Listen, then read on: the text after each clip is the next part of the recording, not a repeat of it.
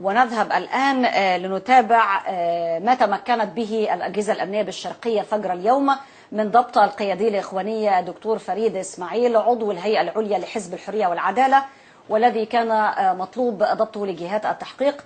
وجد مختبئا بشقة في منطقة شارع فاروق بالزقازيق قبل استعداده للهروب إلى غزة عبر الأنفاق. ويسعدنا أن ينضم إلينا هاتفيا سيادة اللواء سامح الكيلاني مدير أمن الشرقية. سيادة اللواء، يعني نرحب بك معنا في بداية الحوار ونرجو توضيح ملابسات القبض على هذا القيادي الإخواني وكيف تمت هذه العملية. أولا مساء الخير لحضرتك ومساء الخير على ضيفك الكريم الأستاذ أمير. أهلا وسهلا. أهلا بحضرتك. أنا عايز أوضح إن إحنا مستهدفين العناصر الإخوانية المتشددة اللي ليها أوامر ضبط وإحضار تنفيذا لقرارات النيابة في هذا الشأن. نعم. دكتور فريد إسماعيل له أمر ضبط وإحضار 15/18 لسنة 2013 في استثناء القاهرة الجديدة. بناء على أمر ضبط والإحضار احنا في قطاع الامن الوطني مع قطاع مصلحه الامن العام مع اضافه بحث جنائي بمديريه الامن الشرعيه. نعم. عاملين عمل وبحث عن العناصر المتشدده في جماعه الاخوان اللي هي بتعمل لنا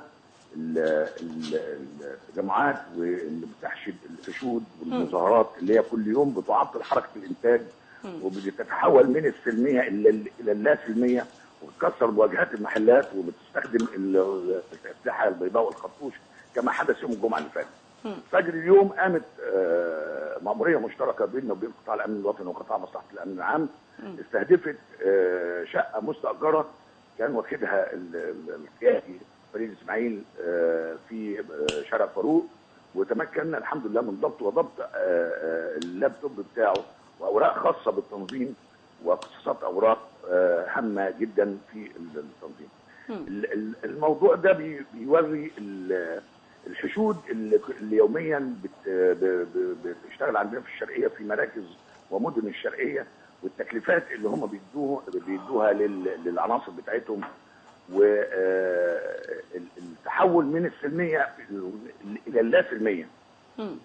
وده اللي احنا واقفين ان شاء الله ضده وان شاء الله هنجهد محاولاته باذن الله.